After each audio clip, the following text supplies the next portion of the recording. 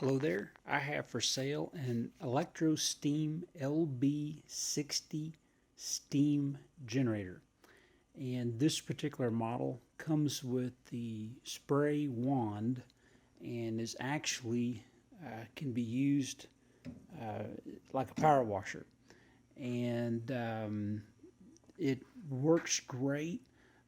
It is three-phase, 480 volt. It's rated at 60 kilowatts. In this video, you're going to see this machine in action. I took it to a friend of mine. We don't have three-phase here, and I took it to a friend of mine who, a farmer. He had three-phase power at his bins, and we hooked it up and tried it out.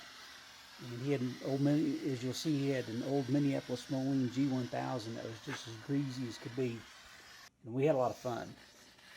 We took this thing, and it took me a little while to get it figured out and to get the steam and water adjusted right. But boy, when we did, it just flat just peeled the grease right off of that tractor. It's really amazing how awesome this thing works. I've had a lot of hot steam or hot water power washers through the years, and none of them have ever done anything like what this one will do.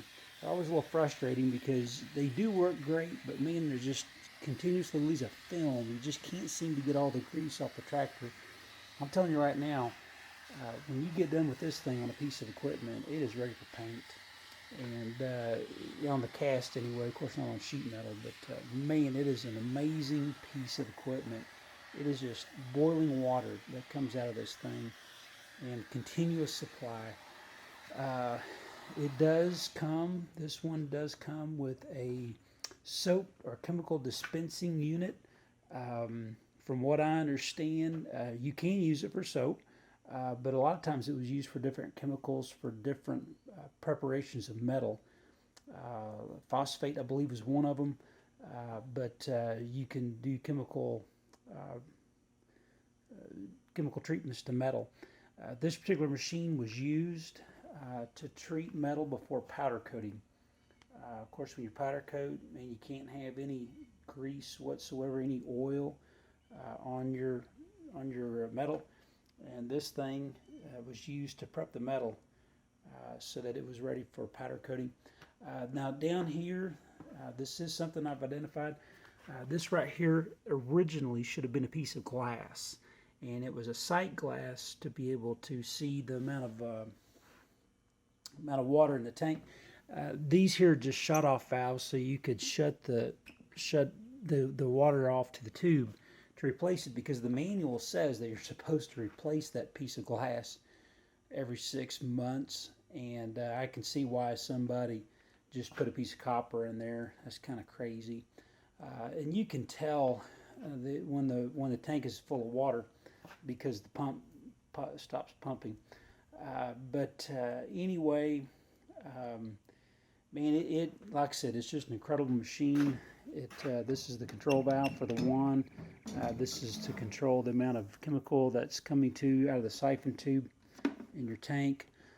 These valves here control the amount of water versus the amount of steam that comes out of the wand.